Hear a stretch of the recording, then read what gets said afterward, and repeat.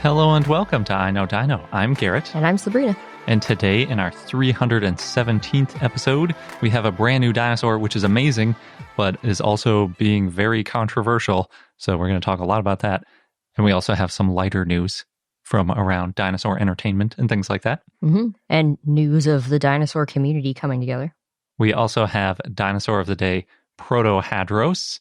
And we have a fun fact, which is all about Paleo Parasitology, because I had to go down and figure out what all we know about different parasites that might have impacted dinosaurs. So I got to the bottom of that. And that led to some disturbing images. It did, but fortunately this is an audio podcast, so you don't have to worry about that. But before we get into all of that, really quickly, we want to thank some of our patrons for keeping the podcast going. And we're recording this on Christmas Eve. So even more so thankful this time of year. And our 10 random drawing winners this week are DC Cassandra, Jared Copeland, Wouter, Melina and Manoli, Ewan, Paul Acanthus, Lucas and Eli, Greg, Christine, and Chris. Yay! Yeah, thank you so much for all of your support. And, especially this time of year, we're especially thankful. Though we are thankful year-round because that is what keeps us going with this podcast. And if you want to join our community, then check out our page at patreon.com/iknowdino. So jumping into the news, this one is going to be a whole situation, but I'm going to go through the new Dinosaur Discovery first, and then we'll talk about the controversy behind it. But I always like to start with new dinosaurs when I can. So this new dinosaur was published in Cretaceous Research by Robert Smith and others, and they describe it as a maned theropod dinosaur from Gondwana. Which is really cool. Yeah. The paleo art is cool. It is. There were multiple different pieces of paleo art. There's one included with the paper, and then I've seen other pieces around the web too. So this one is a new compsognathid with some crazy feathers, and obviously everybody knows Compsognathus from Jurassic Park, The Lost World. Mm-hmm. The compies, the little ones. Yeah, they went after a little girl briefly. They eventually took down Dieter, the really famous scene where he's harassing one of them and then a whole group of them gang up on him. And in those movies, obviously, they're portrayed as green, reptile-y, no feathers whatsoever. They looked like a plucked chicken, basically. But in real life, they might have been feathered. We're not entirely sure, but this relative, obviously, in this new compsognathid that has feathers means that maybe other compsognathids were also feathered. So add that to the list of dinosaurs in Jurassic Park, which might need to have feathers added to them for scientific accuracy. So this new dinosaur was found in the Crato Formation in northeast Brazil. It's from the Aptian to Albian in the Cretaceous. Very roughly, that's about 115 million years ago, plus or minus 5 to 10 million years. But yeah, so it would be in the quote-unquote early Cretaceous, but really basically the middle of the Cretaceous. Its name is Ubirajara jubatus, and Ubirajara is the Tupi name, meaning Lord of the Spear. It's a pretty cool name, and the Tupi is obviously a local language.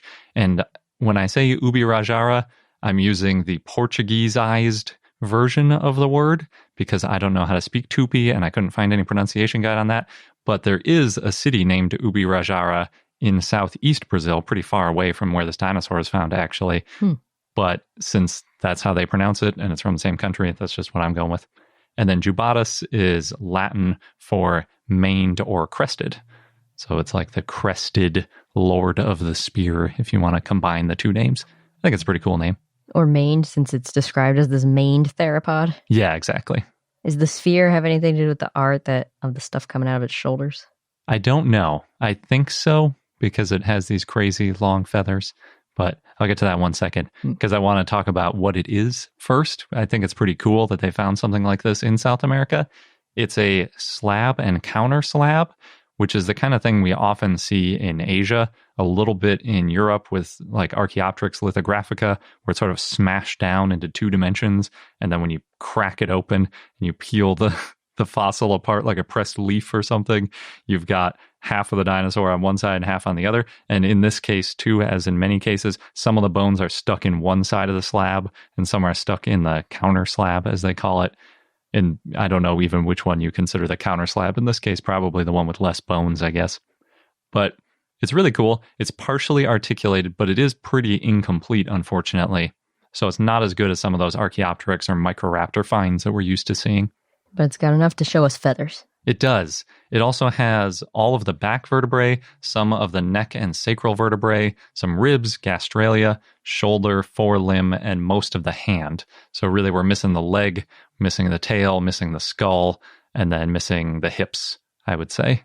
And I think it's only ever one half of the animal. So it's like one arm and maybe one side of the ribs to go with it. And a lot of stuff is kind of crushed too, which is often the case when they're in this sort of counter slab look.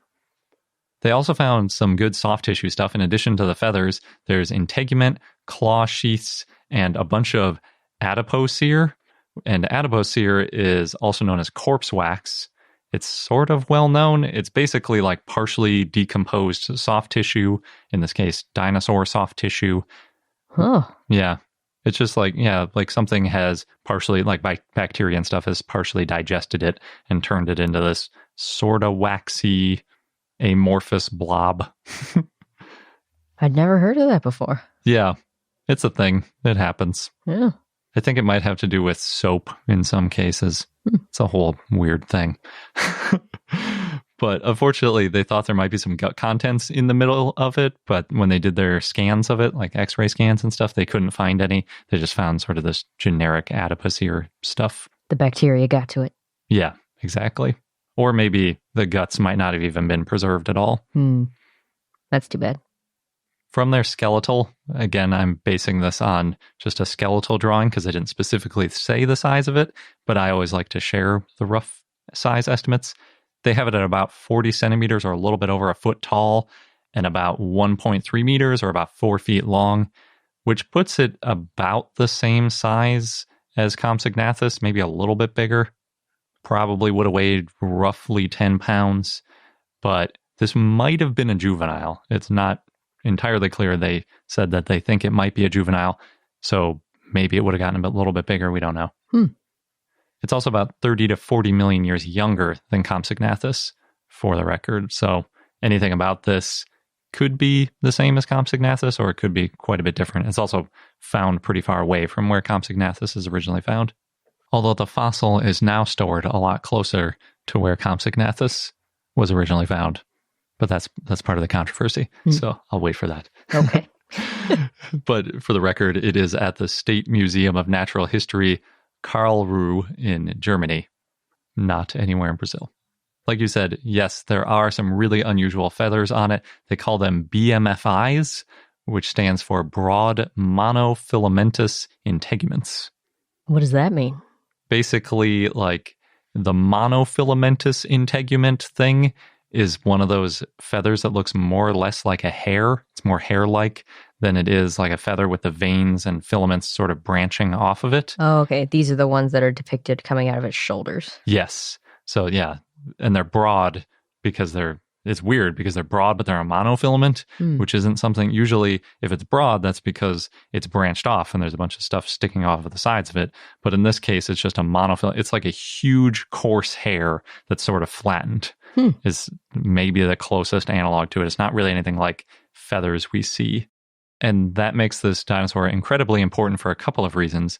One is it's, quote, the first Gondwanan non-avian theropod with preserved filamentous integumentary structures, end quote, which basically means feathers in Gondwana. Pretty important. They describe different parts of it as a mane. There are things they describe as ribbons and hair-like. So there's several different sort of types of feathers on this animal.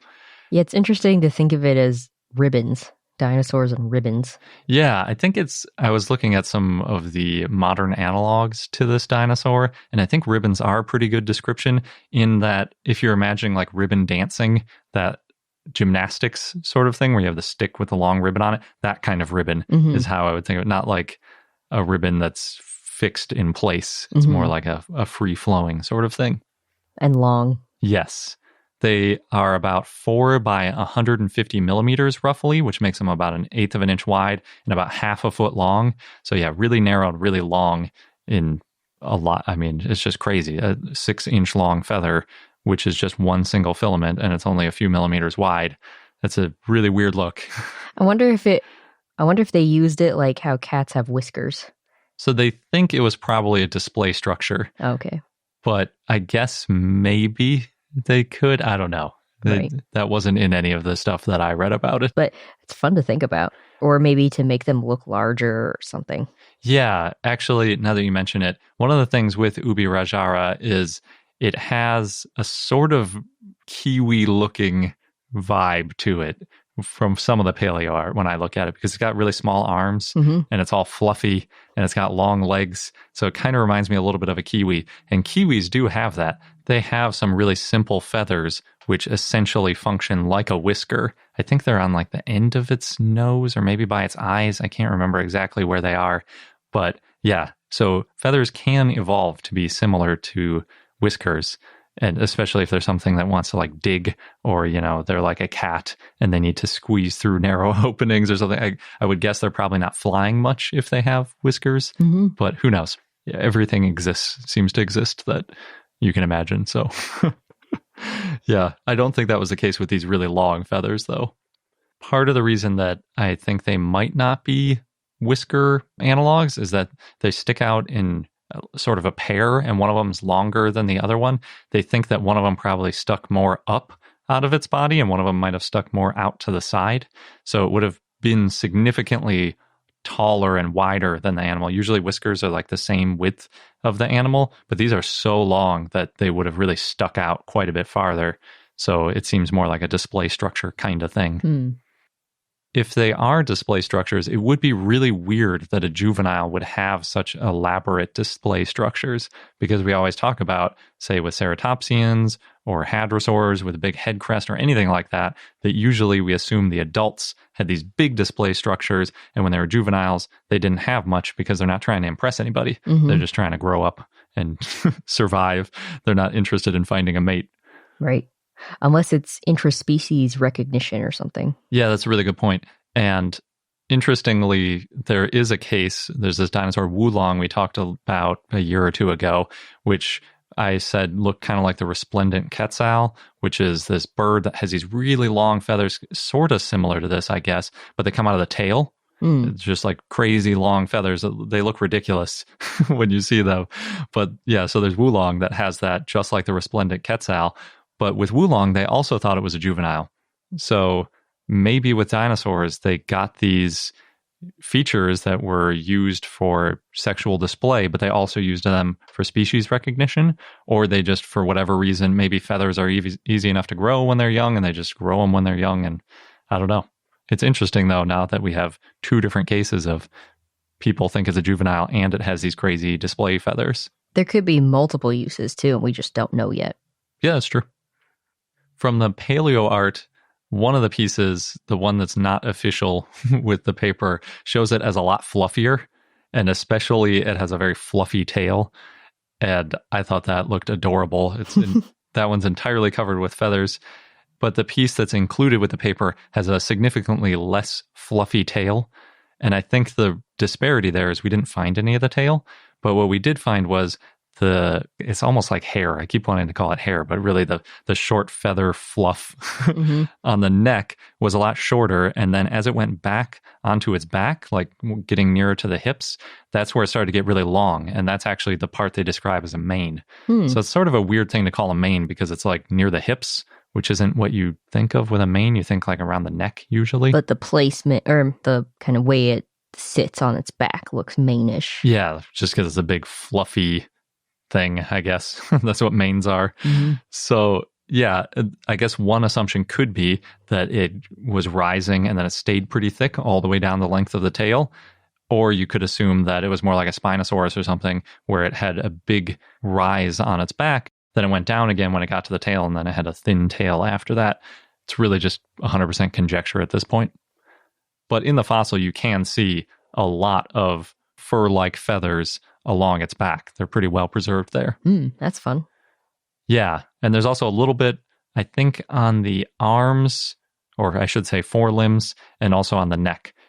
And it's much shorter, like I said, in those spots.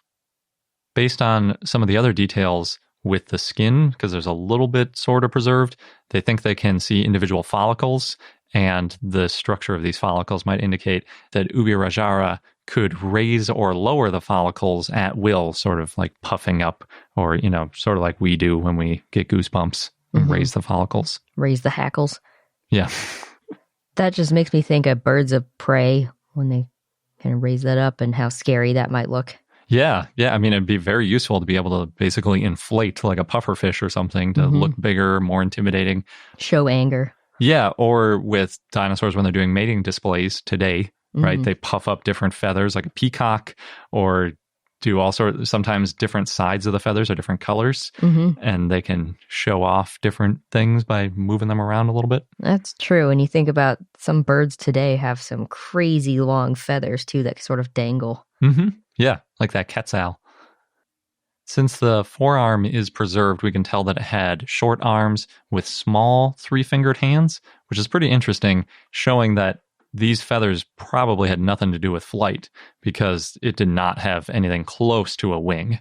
And neither of the paleo art even tried to make it look at all like a wing, because the arms are pretty similar to compsognathus. It's just like these little, relatively small, even for its size, like if not quite like T-Rex short or Carnotaurus short, but they couldn't reach the ground even in front of it, whereas wings, you know, would be, you can basically touch the ground with their elbows if they want to. Their arms are so long. So yeah, this is not a flying creature. It's not a wing-assisted inclined running situation with these feathers. Seems like it's purely either for display or thermoregulation or something else not involving flight, I would say. I guess there is always the possibility that it evolved from something that could fly and it sort of secondarily lost that and is like a kiwi that way or something. Or it was on its way to evolving flight again. Maybe. I don't know, though, because the arms are so short. Another cool detail is they have cloth sheaths that were preserved. That keratin sheath that covers the bone extended the claws by about 40% past the end of the bone and made them about 1 inch long. So even though this was a short, you know, only about a foot tall dinosaur and it had really short arms and everything, it still had inch-long claws on it. So it still could do some damage. And, you know, they're a lot sharper, too, with that extra keratin on them. So, yeah. It seems to be the case for all claws on dinosaurs. Yeah. They're intense. I mean, even on the toes of herbivores, they tend to have pretty intense looking claws. They're menacing creatures. But sometimes fluffy. Yes. Like you were saying, how the long BMFIs are sticking out of the shoulders.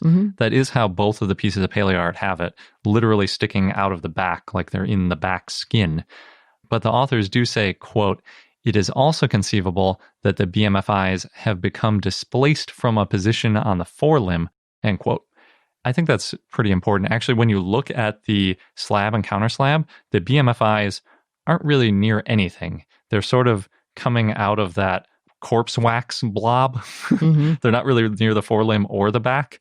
They're sort of just off to the side. So I would say we don't have a great reason for thinking that they came from any specific point whatsoever.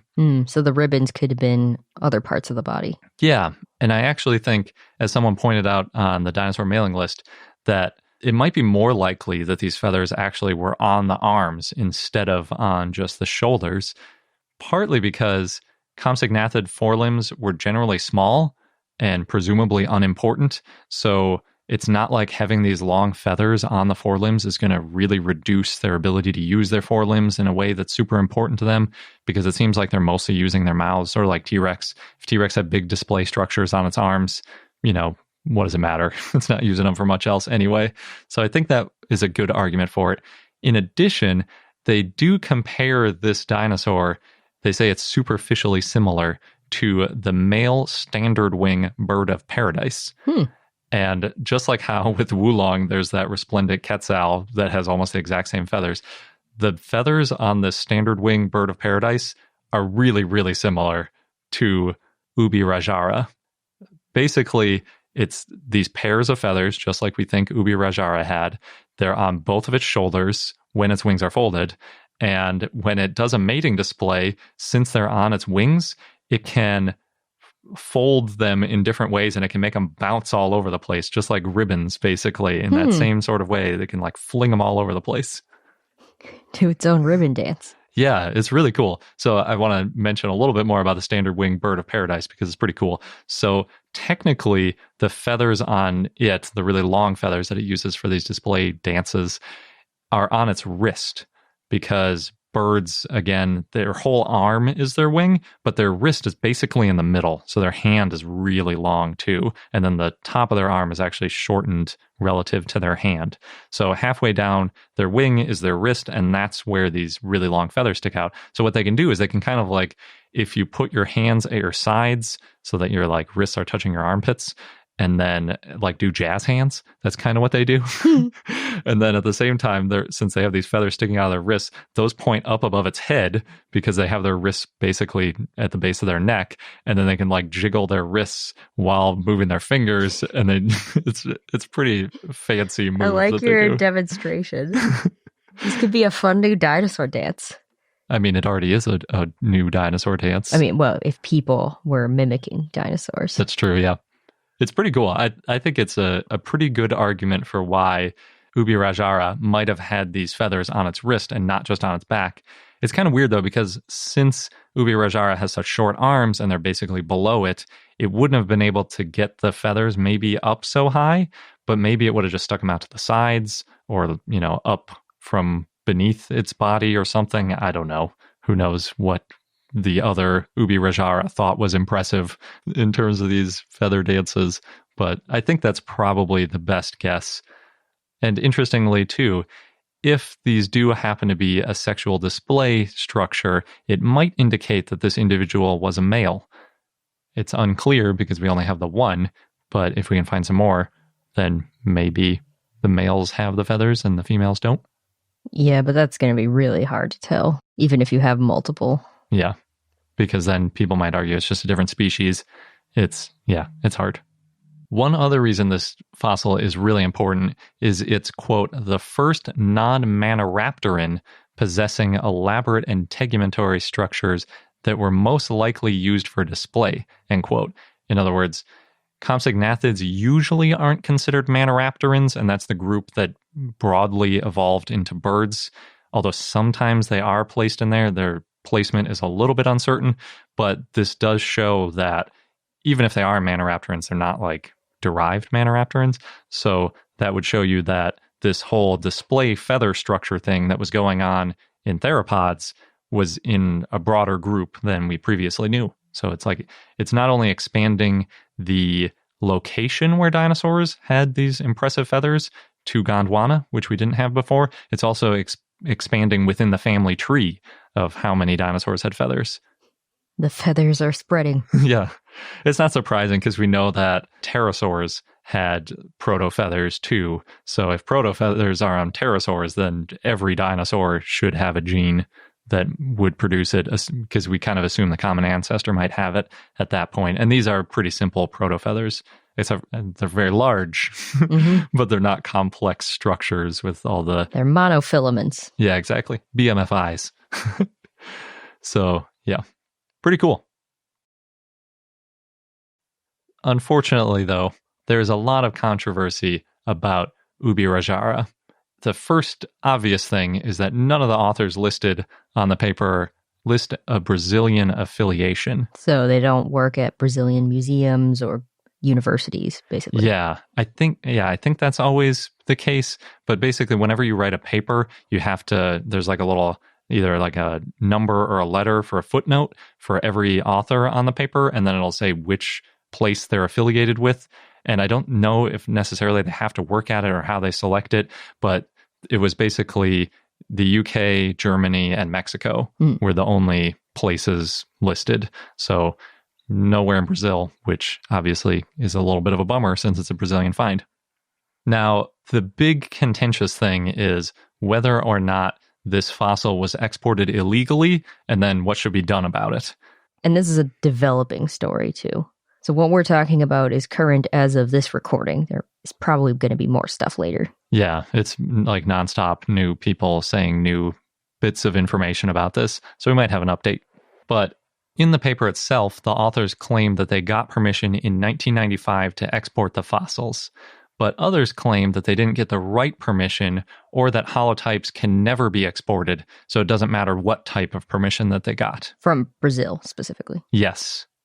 To most dinosaur fans, I think it's just nice that it's in a museum being stored properly and available for research, because either way, whichever side of the argument wins, it's going to stay in a museum and a public museum, and it's still going to be available for research. So this isn't something like Stan being sold into a private collection, or like some of the dinosaurs that get smuggled out of Mongolia and then sold into private collections and then get repatriated back and then end up in a museum. This is already in a museum, so I think it's a little bit less controversial, at least in that way. And I definitely agree that fossils should generally stay as close to their origin as possible. Yeah, and there's a lot of good reasons for that. One of them is, for example, just having the fossil nearby where it was found, you can easily go back to the locality for more data later if you need it. Yeah, and having the local researchers involved with it and having like a local science institution there, yeah, definitely helps when you need more information. Having local experts that know the fauna of that area and just don't have like a broad swath of like the whole world that they might know a little bit about. It also helps to get people in the area excited about dinosaurs and science. Sometimes people aren't even aware that there are dinosaurs around them, or in extreme cases, what dinosaurs are, period. Mm-hmm. So having a museum nearby with dinosaur fossils from their area in it can be super useful in education. Can also be really good for the economy and boosting local tourism and providing jobs too in the area that are paleontology related. Yeah, that's true. I'm not sure in this case, since I don't know the Brazilian laws that well, but if you can dig them up and make money off of them, that definitely creates more jobs. Yeah. But even if it's for scientific research, it definitely creates some jobs in the country. Well, on the tourism side too. Yes, that's true. You get more visitors, and it helps in a lot of ways that way. Could be like Drumheller, where it's just tons of dinosaur everything. Mm-hmm. I also think it's really helpful because it can help to get more people out there looking for dinosaurs. The museums can have volunteer programs where you go out and they help excavate, find more stuff. If there are more people in the area that know about the dinosaurs, they're more likely to discover the fossils and get more fossils, which can lead to more interest, which can lead to more research, which can lead back to more fossils and sort of compound. And then you get more and more people interested in dinosaurs and more research happening in a really great way. But if the fossils are just exported, then, you know, you don't get that nice feedback loop. And you really do need a lot of people out there looking, because there's only a short window to collect a fossil before weather destroys it. And there's a lot of weather in northeast Brazil. Mm-hmm. So if people come by once every 20 years from another country and look for fossils there, they could lose a lot of stuff in the meantime. It's better to have people there that are looking all the time. And that process in general has improved a lot in Brazil since the 1990s. There was a lot less interest there in the past, but it's really picked up quite a bit of steam in recent decades. And one of the big things that happens is in countries where there are laws restricting exporting fossils, sometimes they're not enforced that much if people aren't interested in it, or if there isn't enough of a community there interested in researching the fossils. And so this is basically what happened in Mongolia, where for a long time people were exporting fossils from Mongolia, and technically it wasn't allowed, but nobody ever enforced it. So people figured, okay, people there are making money off of it. It's helping people's livelihoods, so let's not worry about it. And then Mongolia really cracked down, and they were like, we want all our fossils back that were illegally exported. And a lot of people were upset because they were like, I bought this at an auction. I didn't realize that it had been smuggled. So it can lead to some big battles. Like and Nicolas Cage and the Tarbosaurus. Exactly. That's one famous example. He had a illegally exported Mongolian fossil, probably without realizing it. Although I should point out, every Tarbosaurus anywhere is illegal to own outside of Mongolia, or even in Mongolia, because I think they have to be in museums there, because Tarbosaurus is from Mongolia. And it's only known from Mongolia. Yeah, so if you can get a T-Rex like Stan, it's legal to buy those from most land in the U.S., although you can't get it from certain land, like with Sioux, you can get into trouble that way too.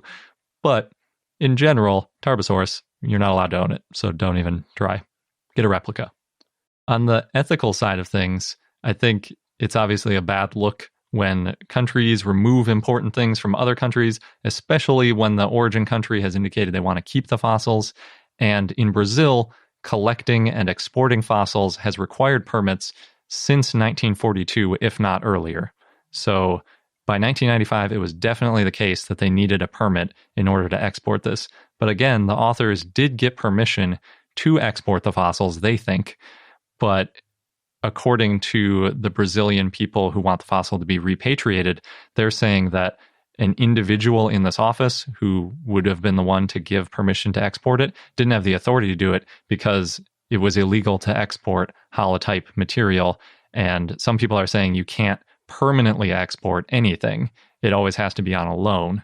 So there's a lot of, to me, it's a lot like the dueling dinosaurs, where it's a legal battle going on between what was allowed, what wasn't allowed, where does this fit within the law? Is it on this department who basically gave a blank check saying you can export the stuff that you dug up without naming what it was? But is it the department's fault for not asking specifically what they were exporting? Or was it the people who dug up the dinosaurs' fault for not filling it out really thoroughly so that the administration could say, oh, wait, that's a holotype, you can't export that? Mm-hmm. I don't know. That's for like a court or for these museums to work out with each other. There's also been a lot of comparisons to Burmese amber, and I just want to point out, I think that's a terrible comparison. First of all, no one is selling these fossils, so there's no issue with, like, we're funding a war, which is basically the issue with the Burmese amber. That's not at all happening here. It's really just about where the fossils are housed. It's not an ethical issue of funding war. That's just like, to me, it's ridiculous to make that comparison. I don't think anybody should say that. And not too many people have been making that comparison. The one that seems more similar to me is the comparison to Mongolian fossils. Yes. But I actually think closer is stuff that happens in the U.S. For example, Zool is probably the best comparison. Well, Zool's Canadian, right? Well, Zool was found in Montana. Right. And it got exported to Canada, and it's now stored at the Royal Ontario Museum. So it, like, was exported to another country. It's a holotype. There's probably people in the U.S. that would prefer it to be in the U.S., but, I mean, I'm totally fine with it because it's in a museum. So to me, that's closer to what this is. I think with Zool, it's a little bit different because Ontario is not that far from Montana. You don't have to cross an ocean to get to it. Mm-hmm. And the fauna where it's stored is relatively similar. So it's sort of stored among similar dinosaurs from a similar time and things like that. But yeah, when it's in a museum, I'm generally happy. Another kind of ridiculous one is I've seen a little bit of hinting that if this were to have stayed in Brazil, it might have been at the National Museum in Rio, which recently burned down, and then this fossil might have been destroyed if it were stored there. I see it as just sort of a silver lining of it being stored in the wrong place, is that it survived any possibility of being destroyed. I don't even know specifically if it would have been stored there. Right. Because there are lots of museums in Brazil. Well, even if it was stored there, not all the fossils were destroyed. Very true. Yeah. But there's no way for us to know now. Yeah. And I mean, we know that holotypes of dinosaurs have been destroyed in Germany in the past as well. Yes, like Munich and yeah, Spinosaurus. Exactly. So really, that's a separate issue. We just need to digitize everything and get good replicas because a fossil can get destroyed anywhere. There's no sense in pointing fingers at different countries for losing fossils. Preserve the ribbons. Oh, yeah. So a couple of proposed resolutions that we've seen. There have been some very fiery comments, some since deleted on places like Twitter, which is good because if you say something terrible on Twitter, feel free to delete it. There's enough negative stuff on Twitter. We don't need more of it. But one, I thought, resolution that was floated, which was pretty reasonable, was, I believe this was one of the authors got interviewed about it, but it may have just been another German scientist proposing that the German museum displays Ubirajara for a few years and then returns it to Brazil on a permanent basis, and then they just have it forever.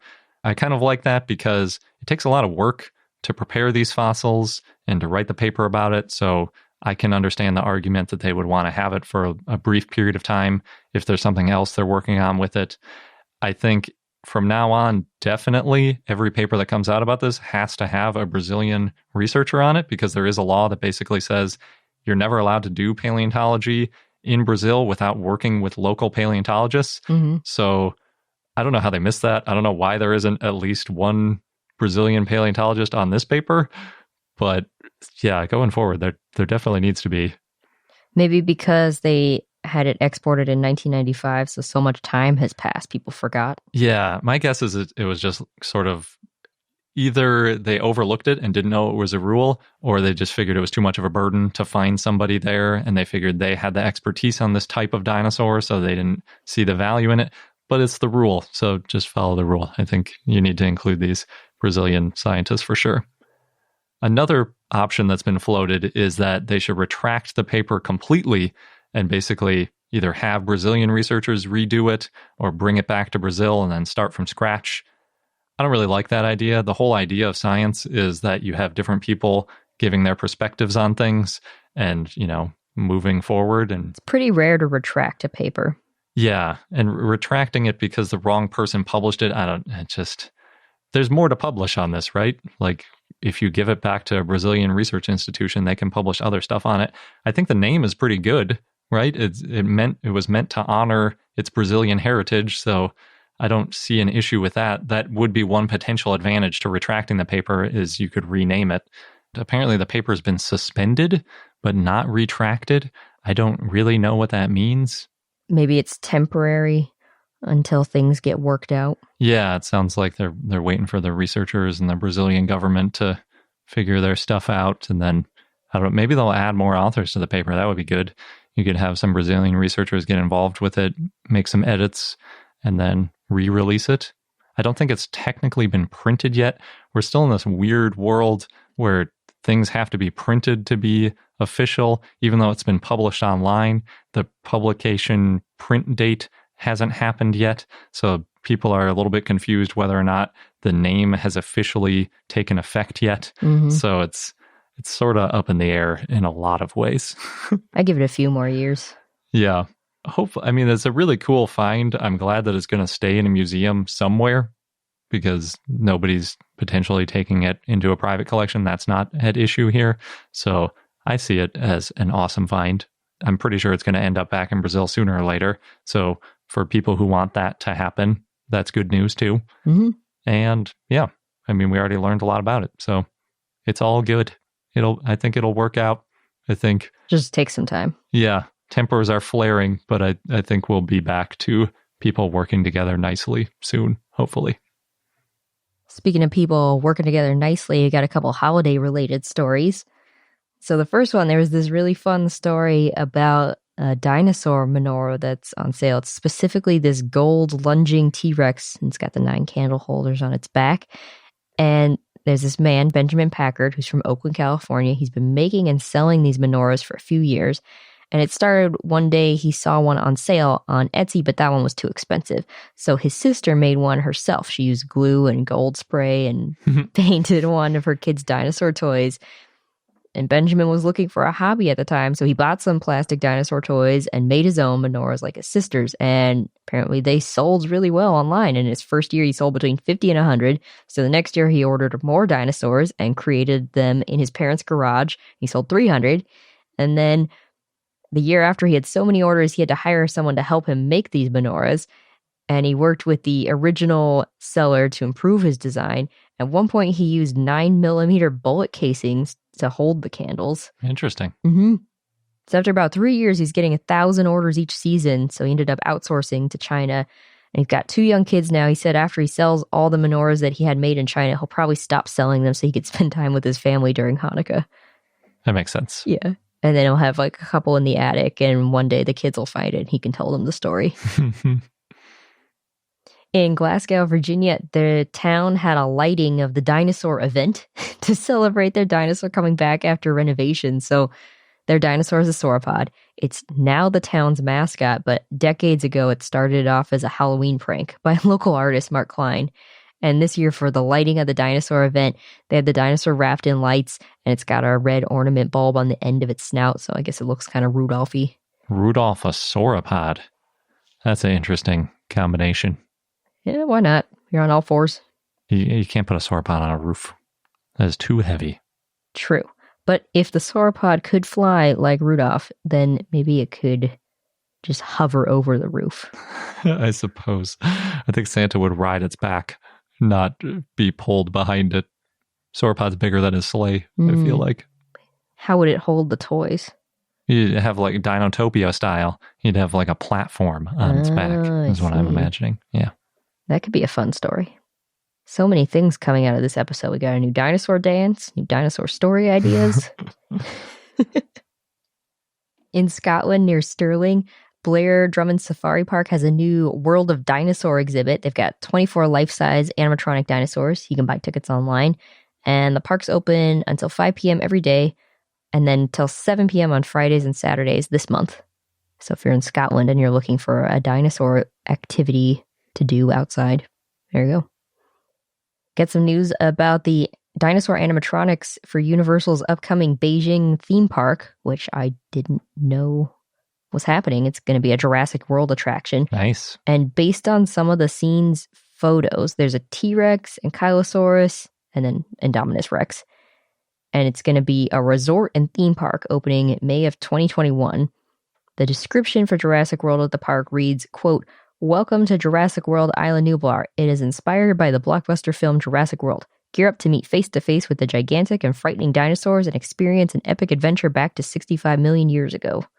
Yeah, I think we might have heard about somebody working on that on the Hush Hush that we couldn't share. Oh, okay. I remember hearing about a new ride, but I thought that one was in Florida.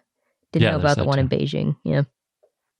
In game news, Ark II, which is the continuation of Ark Survival Evolved, released a trailer, and that's got Vin Diesel as Santiago, a war chief who fights dinosaurs.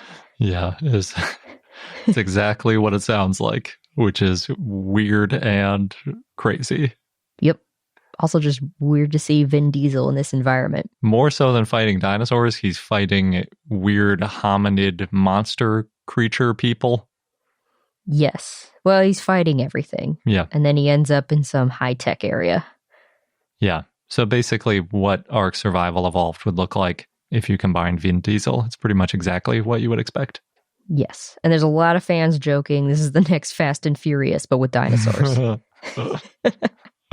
Yeah, and in video game form, because this is going to be another video game. Yes.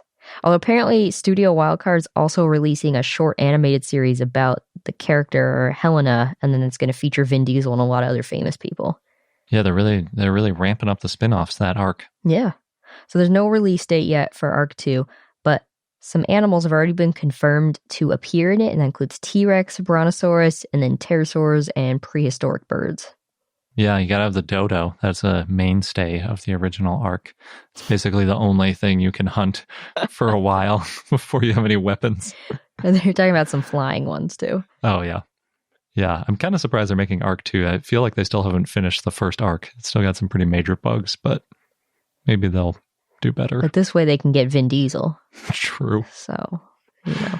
Yeah. One of the nice things about the first Ark is that the focus is very much on dinosaurs and other animals. It looked like they're really ramping up this rival group of hominids, which I guess could be fun because then you don't have to just fight dinosaurs the whole time. You could use your dinosaur, train them. Yeah. So that could be good. Have to see how it plays out. We still have our Ark Survival Evolved server for our patrons, by the way. So speaking of dinosaurs battling, this was a really interesting story I came across, and it's a weird link between Mars attacks and dinosaurs. So Paleo Media wrote about it, and it's about how there was almost a rival for Jurassic Park in the form of Dinosaurs Attack as a movie that Tim Burton briefly considered, or it sounded more like he heard the pitch for it, though, so it didn't get too far down. But if it sounds like Mars Attacks, Dinosaurs Attacks, that's because they're related. And Mars Attacks, Tim Burton did direct. Both of them are card games, which I had no idea. Before they were movies? Mm-hmm. Huh. So the Mars Attacks card game had been around since the 1960s. And it was really popular, but controversial because it was meant for kids, but some of the cards were really graphic and there was a lot of violence. And so Tim Burton and Warner Brothers had acquired the rights to Mars Attacks around the time that Jurassic Park came out. Mars Attacks came out in 1996. And there had apparently been talks to turn this into a movie since the mid-1980s. Then in 1993, one of Tim Burton's collaborators and screenwriters, Jonathan Gems, pitched Burton about both Mars Attacks and Dinosaurs Attacks, but Burton thought, well, Dinosaurs Attacks would be too similar to Jurassic Park, so they went full on into Mars Attacks mode. And also the Dinosaurs Attack game wasn't as popular as Mars Attacks. But in the game, there's this time travel experiment gone awry, and now the dinosaurs and other prehistoric creatures, they're in modern day and they're killing people and destroying cities. And these cards are also graphic, like the Mars Attacks one. And apparently people are, quote, impaled on ankylosaur spines, torn in half by pterosaurs, swarmed by vampiric trilobites, hounded by giant carboniferous insects, and burnt alive by, wait for it, Dinosaur Satan. Actual name, the Supreme Monstrosity, but nicknamed by fans because of his demonic appearance, end quote. That sounds pretty awesome. Yeah. So there's 55 cards. There's only one dinosaur in them that isn't shown killing someone, and that's a Trachodon. That makes sense. Trachodon is, even though dubious, is sort of a hadrosaur, and hadrosaurs never hurt nobody. There might be another hadrosaur card in there that's violent. I don't know. That's true. With 55 of them, that's likely the case. Yes. Oh, apparently there's also a Dinosaurs Attack comic, which fleshes out the story of the cards. And that would be really interesting if this eventually got turned into a movie. I don't see, it's crazy to me that they said they couldn't make Dinosaurs Attack 3 years after Jurassic Park because it's like, oh, that's too much dinosaurs. But I feel like there was definitely another Alien movie in that 3-year period. That's a good point. How come people aren't like, oh, too many Alien movies? Well, I think Paleo Media went into that. I can't remember the details now, but yeah, Independence Day came out around the same time, so... There's tons of Alien movies, and there's like one dinosaur movie series. Like at least a big blockbuster series. We need more. I mean, Tammy and the T-Rex came out shortly after, so... That does not count as a blockbuster movie. That is like C reel. It's not even B reel. It's just like straight up garbage. No one should watch Tammy and the T-Rex. Well, at least we got the TV show. Although that, I guess, started before Jurassic Park. Dinosaurs, the Brian/Jim Henson production. Mm-hmm. That's true, yeah. Which leads me to my next story. That TV show is coming to Disney Plus on January 29th. Nice. Yep. We knew it was coming a while ago. It's taken some time. We'd heard it was coming sometime in the fall, but now we've got an actual date, which is not in the fall. So Brian Henson, he recently did an interview on Collider, and he talked about how it was kind of a weird time to make the show because his dad had just died, and he was only 26 years old at the time and taking over the company. Wow, yeah. Which I'd never thought about that before. And at the time, Jim Henson was selling the company to Disney, but then for tax reasons, I guess Disney felt like they couldn't complete the deal. And Brian Henson said that was okay, but then they got into a fight while they were still trying to make the Dinosaurs TV show for Disney, because it was on ABC. And he said, quote, it was a show that benefited from lack of experience. And he said it was this kind of progression from Teenage Mutant Ninja Turtles, which they made really quickly with no money. And it sounds like from the beginning, they knew the show's ending. Wow. Shows are always better when you know the ending and you don't have a lost situation where you get to the end and they try to slap something together and it doesn't make any sense. I disagree. How I Met Your Mother. Yeah, but it had a terrible ending and they didn't come up with it in advance. Doesn't that prove my point? No, they had the ending in mind the entire time and it was terrible, but they didn't want to change it. I mean, I guess if you write a terrible ending, it's going to be terrible no matter what. It could have worked if the show didn't last as long as it did, but because it got so popular and then they added all these things, they could have changed it a little. But anyway, this is not a show about How I Met Your Mother. This is a show about dinosaurs. But in general, I agree with you that shows should be shorter. When you ever have like over 5 seasons of something, they always start grasping at straws and doing weird plot lines that are unnecessary. That's if you haven't plotted it out further than 5 seasons or whatever. Yeah. It's possible if you had 10 years in mind, then sure. I suppose. That's just hard to do because you never know with funding and all that. Anyway, so Brian Henson in this interview, he said, quote, the idea that we could tell these powerful, dark stories with heavy thematic undertones, but do it in these goofy, ignorant dinosaurs are so irresponsible that they will eventually bring about their own extinction, which was the gem of the idea. That was the idea of it always. That was my dad's idea before he died, end quote. It is a really fun idea. It was a really sad ending. Spoiler alert. And it's going on 30-ish years, so. Yeah. No, it's not really a spoiler. So Brad Henson said that they only had a week to make each episode every week to keep up with the airing order. And then if they fell behind the network would sue them. This is all shows back in the day. Oh, man. And he said it took 3 weeks to make the first episode, and that was really difficult, but they knew they had to do it. So they were able to make one a week, which is impressive when you think about it took 3 people to do, at least 3 people, I think, for each puppet. Yeah, you have the person in the suit, you have the person with the animatronics of the face, and then you have the voice person. Not to mention, all the sets and the writing and directing and everything else that goes into it. And they often worked 14-hour days. And he said he could never do that schedule again now. He said in terms of the themes of the show, quote, we were ahead of our time, I guess, but we were pulling a lot of our themes from All in the Family, which was years and years before us, and even the Honeymooners before that. Yes, we were ahead of our time, but isn't it sad that we were having the same issues not only decade after decade, but generation after generation? It's sad. Sounds like he's a little depressed, that Brian Henson. I think he needs a hug. Yeah. Anyway, I am looking forward to rewatching the series. Yeah, me too.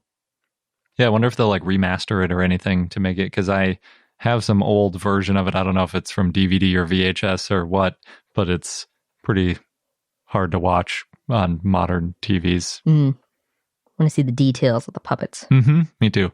Maybe they'll have some cool behind the scenes stuff, because they do that on Disney Plus sometimes. Oh yeah, that'd be great. In other news, paleontologist Jim Kirkland recently spent some time in the hospital. You might have seen this on Twitter, due to chronic obstructive pulmonary disease, COPD. So there's a GoFundMe to help him and his family with medical expenses, because it's going to include a lot of specialized care and equipment. And if the name sounds familiar, Jim is Utah's state paleontologist, and he's known for many, many dinosaur discoveries, including Utah raptor, Gastonia, Diabloceratops, and a lot more. Yeah, he's Utah's largest paleontological evangelist, I would say. Every time you see him, it's like, oh, did you know this thing's in Utah? Oh, yeah. Yeah, and he's a lot of fun to talk to. Not at all afraid to share his wealth of knowledge. We interviewed him on the show at some point a while back. We talked about Utah raptor. Yes. And the role it plays in Jurassic Park. And he's got the Utah Raptor Project with the huge block of tons of Utah raptor that they're trying to excavate as well. So we'll post a link. A lot of people have already given, which is great to see this dinosaur community rally around him in really a matter of hours, because I just saw a few hours ago they posted this. They already raised a bunch of money for him. Nice. And last up, I'm doing our last news story. It feels weird. Twist. Yeah, but it's kind of goofy, so I didn't want to interrupt the other stories. This one is a video of a supposed Triceratops getting off a truck in Thailand, and it's just kind of fun because obviously it's not real. Yeah, well, I'll say it's a really good puppet. It is a good puppet, and it is in fact in Thailand, and it is in fact getting off of a truck. But yeah, it's definitely a puppet and not a real Triceratops. Just like how Steven Spielberg did not shoot a Triceratops. Yeah, I was thinking that same thing. Like, these Triceratops puppets are apparently very convincing to people because they're always thinking they're real animals. But yeah, definitely not. In the video too, if you've ever seen one of these dinosaur puppets in person, and they have like their quote unquote dinosaur handlers that are around the puppet, and really what they're doing is they're sort of keeping people at a certain distance away from it and helping to guide the person in the costume. It's really obvious that that's what's happening in this video too. They even have to like lift it off the truck sort of, and they like cut past that part of it because it would have been really obvious that it was people in there and probably looked really awkward. Right. But having been in a puppet like that, yeah, it would be really difficult to move it around. Yeah, for sure. And in this one, too, it's even more difficult than some of the ones we've seen or been in, because the feet are like inside dinosaur feet. That's why you can't see like a person's legs underneath it like you often can. And that would make it a lot more realistic, except the feet are incredibly unrealistic. They look nothing like a dinosaur foot in any way whatsoever. They don't even look like an elephant foot. They're like less foot-like than an elephant foot. And they have this weird dent going into it, like it's wearing like a really tight rubber band around its ankle or something, which is probably just like a piece of elastic going around the human's foot inside of it or something. And yeah, so the feet look nothing like feet. So if you were curious if it was an animal, just looking at the feet should be a dead giveaway that it's definitely a puppet. Apparently people weren't looking at the feet. Or they don't know what dinosaur feet looks like because they've seen too many like elephant-looking feet. Because dinosaur feet, they're like modern dinosaur feet. They have toes and they like stick out a little bit from the actual leg. It's not just straight down. Right. Also, they're really bird-like. Yeah. The other interesting thing about this puppet is the horns were really sad and droopy. No. They're like, they go down below past the nasal horn, which isn't even that high. So they're like almost like falling down by its mouth. It's an Eeyore-looking dinosaur like Sarmientosaurus. A little bit, yeah. I mean, it has its head more upright, but yeah, the horns are very sad. And the frill also is super weird. It has the horns kind of embedded in it. So rather than the epiossifications at the edge, where it's just like little hornlets poking out of the edge, it looks like the horns are like tunneling through the frill. So there's like this ridge that goes out to the edge where each epiossification is.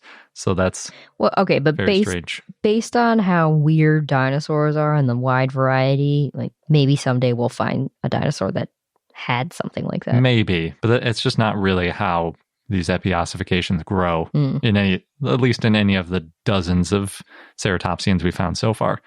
Yeah, you're right though, that we could find something kind of like it. We found a dinosaur with ribbons. Come on. That's true. Its face is also very weirdly short. It's got this little tiny beak and a little tiny head.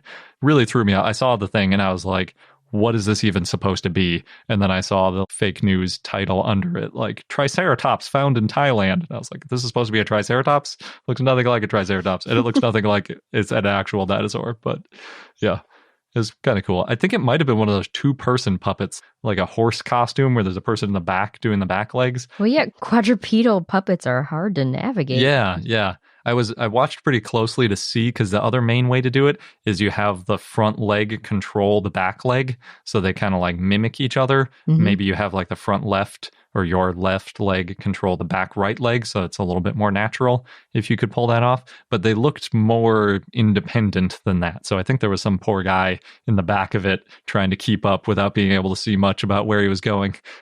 Maybe the handlers were helping with that. Could be a poor gal too. Yes. But the puppet does do a good job of completely hiding the puppeteer's legs. So that's good. In another video, though, you can see the name of the dinosaur theme park in the background, which is probably the most obvious giveaway that it's not a real dinosaur, because you can just Google the name of that place and see that it's a puppet. Unless it's a real Jurassic Park situation. I mean, the website doesn't claim that. They just say, you can come see our puppets. Well, it's a good publicity stunt. Yeah. I thought that was a fun one to debunk, though. And now on to our dinosaur of the day, Proto-Hadros, which was a request from Dino Bo via our Patreon and Discord, so thanks. Proto-Hadros was an ornithopod that lived in the late Cretaceous in what's now Texas in the US. It lived about 95 million years ago, and it was an herbivore. Its skull was about 28 inches or 70 centimeters long, and it's estimated to be 23 feet or 7 meters long and weigh 2 tons. The holotype of Proto-Hadros was found in the Woodbine Formation in Texas, and it includes a partial skull, ribs, hand ungule. Also known as a finger or a claw. Or hoof thing, yeah. Well, not in this case, but anyway. And a neural arch. The holotype was a subadult, so it may have gotten bigger. And it's not clear exactly what Proto-Hadros looked like because there's only been fragments found. But based on the paleo art, it looks a lot like Edmontosaurus to me in its body shape. Its hind legs were probably longer than the front legs, and it could move quadrupedally or bipedally. Proto-Hadros had these large, deep lower jaws and a snout that turned down at the front. It was possibly a low browser. It ate swamp plants that grew in delta streams, so it would have scooped up plants with its mouth. It could partially grind food. It had pleural kinesis, this cranial joint system, but the back of the skull was still pretty immobile. The type species is Proto-Hadros birdi. Gary Bird found the ribs and ungule in 1994 at Flower Mound, Denton County in Texas when he was examining a road, and he told Yong Nam Lee, who arranged the excavation. It was first reported then in 1996 by Jason Head from Dedman College of Humanities and Sciences, Southern Methodist University. So Jason described and officially named Proto-Hadros in 1998, and the genus name means first hadrosaur. That's because Jason thought it was the oldest known hadrosaur at the time, and the species name is in honor of Gary Bird. So Protoceratops was first thought to be the most basal hadrosaurid, and at the time of discovery, it was thought to show that hadrosaurids didn't evolve in Asia, but now Proto-Hadros is considered to be a less derived iguanodontian. So it's considered to be a non-hadrosaurid iguanodontian and a basal member of Hadrosauroidea. Oidea, not Idae. Yes. In 1997, possible Proto-Hadros tracks were found. They were named the ichnospecies Proto-Hadrosauricnos.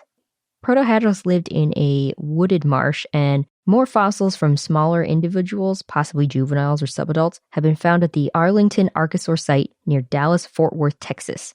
They're 30 to 50% smaller than the holotype, and many of them had crocodile bite marks. Huh.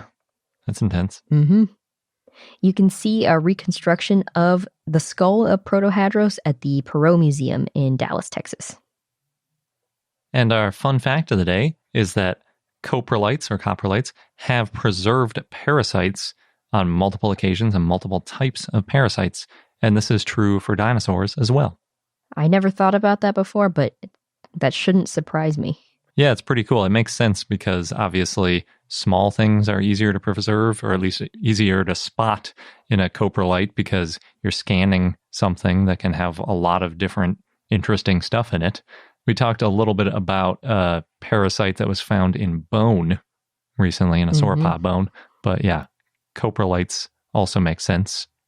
So in 2006, several types of parasite were found in coprolite.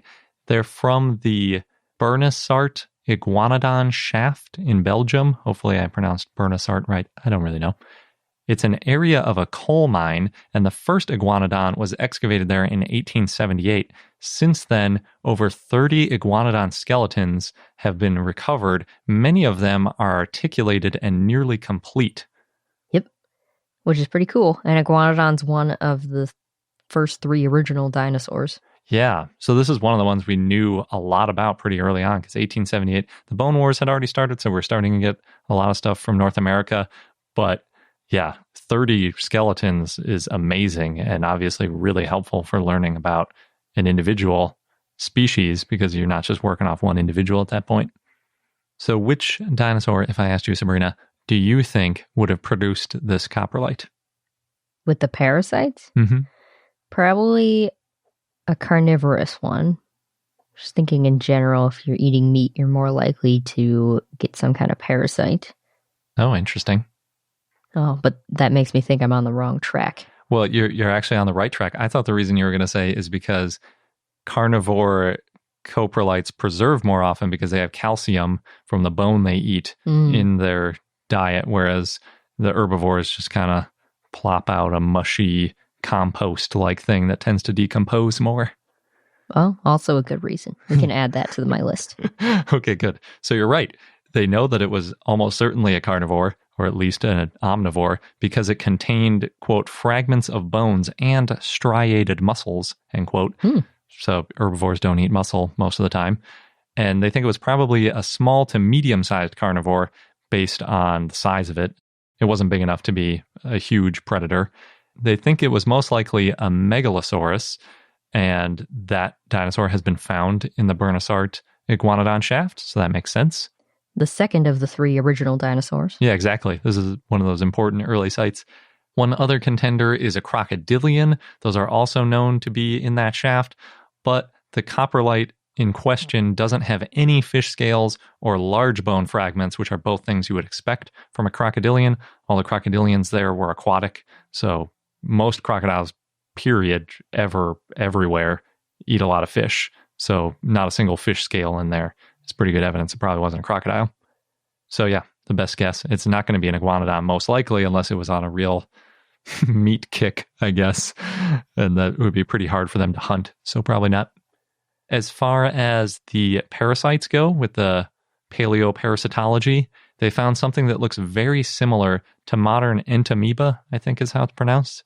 This is a microbe that can cause dysentery in humans. So not a great thing to have in your digestive tract. Mm-hmm. They also found Nematode Eggs, which were probably in the group Platyhelminth, which is the flatworm group. Nematodes usually split their life cycle between different animals. So weird. Yeah, these parasites are so crazy. So oftentimes, apparently, they split part of their life cycle in a vertebrate and part of their life cycle in a snail. Because why not? Yeah, there's something about snails that's useful for that phase, I guess. But one of the most common ones that we're familiar with are tapeworms, that the type of tapeworms that inhabit our intestines from time to time. And those transfer between cattle or pigs and humans. So they spend part of their life cycle in us and part in cattle and pigs.